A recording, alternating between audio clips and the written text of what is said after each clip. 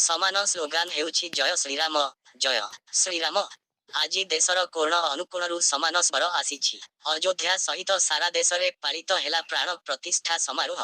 ହୋମଯଜ୍ଞ, ଭଣ୍ଡାର ଏବଂ କଣ ନୁହେଁ ଆଇ ସବୁ କିଛି ଭୁଲି ଦେଶବାସୀ ପ୍ରାଣ ପ୍ରତିଷ୍ଠା ଉତ୍ସବକୁ ଏକ ପର୍ବ ଭଳି ପାଳନ କରିଥିଲେ। ଏହା ଭିନ୍ନ କଥା ଯେ କଂଗ୍ରେସ ସମେତ ଅଧିକାଂଶ ବିରୋଧୀ ଦଳ ଏହି ପର୍ବରୁ ନିଜକୁ ଦୂରେଇ ରଖୁଥିଲେ। ଯୋଗ ଦେବା ପାଇଁ ନିମନ୍ତ୍ରଣ କରାଯାଇଥିଲେ ମଧ୍ୟ ସେମାନେ ଏଥିରେ ଯୋଗ ଦେଇନଥିଲେ। ସେମାନେ ଏହାକୁ ଭାରତୀୟ ଜନତା ପାର୍ଟି ବିଜେପି ଏବଂ ରାଷ୍ଟ୍ରୀୟ ସ୍ୱୟଂସେବକ ସଂଘ ଆରଏସଏସର କାର୍ଯ୍ୟକ୍ରମ ବୋଲି ନ କହିବାକୁ ନିଷ୍ପତ୍ତି ନେଇଥିଲେ। ଏହା ସତ ଯେ ରାମ ମନ୍ଦିର ଆନ୍ଦୋଳନରେ ବିଜେପି ଓ ଆରଏସଏସର ସଂଘର୍ଷକୁ ଏଡ଼ାଇ ଦିଆଯାଇ ପାରିବ ନାହିଁ। କିନ୍ତୁ ଭଗବାନ ରାମ ନା ବିଜେପି କିମ୍ବା ଆରଏସଏସର ଅଟନ୍ତି। କଂଗ୍ରେସ ଓ ଅନ୍ୟାନ୍ୟ ଦଳ ଭୁଲି ଯାଇଛନ୍ତି ଯେ ଦେଶ ବିଜେପି ପାଇଁ ନୁହେଁ ବରଂ ରାମଙ୍କ ପାଇଁ ଏହି ପର୍ବ ପାଳନ କରିଛି। ଲୋକସଭା ନିର୍ବାଚନ ପୂର୍ବରୁ ଅଯୋଧ୍ୟାରୁ ନିଜକୁ ଦୂରେଇ ରଖ ବିରୋଧୀ ବଡ଼ ରିସ୍କ ନେଇଛନ୍ତି କି? ସମାରୋହକୁ ନ ଯିବାକୁ ନେଇ ପରସ୍ପର ମଧ୍ୟରେ ଏକମତତା ନାହିଁ। ଏହି ସମାରୋହରେ ଯୋଗ ଦେବେ କି ନାହିଁ ସେ ନେଇ ବିରୋଧୀ ଦଳର ନେତାଙ୍କ ମଧ୍ୟରେ ସର୍ବସମ୍ମତି ପ୍ରକାଶ ପାଇନଥିଲା। ଏପରିକି ସେହି ଦଳର ନେତାଙ୍କ ମଧ୍ୟରେ ମଧ୍ୟ ଏହାକୁ ନେଇ ମତଭେଦ ଥିଲା। କଂଗ୍ରେସର ଉଦାହରଣ ନିଅନ୍ତୁ। ଦଳର ଶୀର୍ଷ ନେତୃତ୍ୱ ପ୍ରାଣ ପ୍ରତିଷ୍ଠା ସମାରୋହରେ ଯୋଗ ଦେବାକୁ ମନା କରିଦେଇଥିଲେ।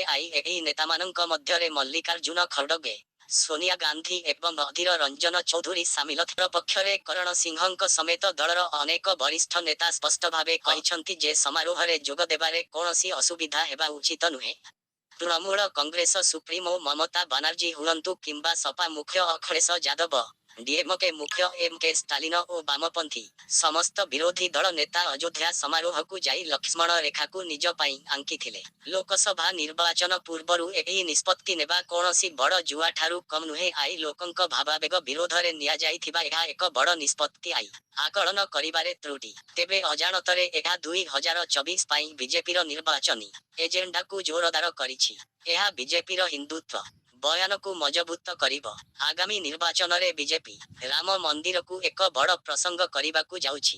ନିଯୁକ୍ତି ଓ ମୁଦ୍ରାଙ୍ଗୀତି ଭଳି ଅନ୍ୟାନ୍ୟ ପ୍ରସଙ୍ଗ ଅଯୋଧ୍ୟା ପ୍ରସଙ୍ଗ ସାମ୍ନାରେ ବାମନ ସାବ୍ୟସ୍ତ ହୋଇପାରେ। ଏହି କାର୍ଯ୍ୟକ୍ରମରେ ଯୋଗ ଦେଉନଥିବା ଦଳଗୁଡ଼ିକ କେବଳ ରାମ ବିରୋଧୀ ନୁହନ୍ତି ବରଂ ହିନ୍ଦୁ ବିରୋଧୀ ବୋଲି ପ୍ରମାଣ କରିବାକୁ ବିଜେପି କୌଣସି ସୁଯୋଗ ଛାଡୁନାହିଁ। ବୋଧହୁଏ କଂଗ୍ରେସ ଓ ଅନ୍ୟାନ୍ୟ ଦଳ ଏଠାକାର ଭାବନାକୁ ବୁଝିବାରେ ସମ୍ପୂର୍ଣ୍ଣ ବିଫଳ ହୋଇଛନ୍ତି। ଆଜି ସମଗ୍ର ଦେଶ ଯେପରି ଆନନ୍ଦମୟ ଦେଖାଯାଉଛି, ଗୋଟିଏ କଥା ନିଶ୍ଚୟ ସାମ୍ନାକୁ ବିପକ୍ଷଙ୍କ ନିଷ୍ପତ୍ତିରେ ବିଜେପି ଅଧିକ ଶକ୍ତିଶାଳୀ ହେବ। ସହ ଏହି ସମାରୋହରୁ ନିଜକୁ ଦୂରେଇ ରଖିବାକୁ ଦଳଗୁଡ଼ିକର ନିଷ୍ପତ୍ତି ଆଗାମୀ ନିର୍ବାଚନରେ ବିଜେପିର ସ୍ଥିତିକୁ ସୁଦୃଢ଼ କରିବ। ପୂର୍ବରୁ ବିରୋଧୀ ଇଣ୍ଡି ମେଣ୍ଟ ସବୁ ପ୍ରକାର କଳହ ସଂଘର୍ଷ କରୁଛି।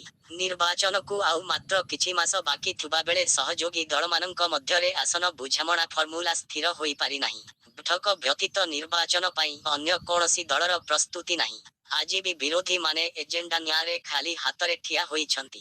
କ୍ଷମତାର ଚାବି କାହିଁକି ତାଙ୍କୁ ହସ୍ତାନ୍ତର କରାଯିବ ସେ ନେଇ ସେ ଦେଶ ଆଗରେ କୌଣସି ରୋଡମ୍ୟାପ ଉପସ୍ଥାପନ କରିନାହାନ୍ତି।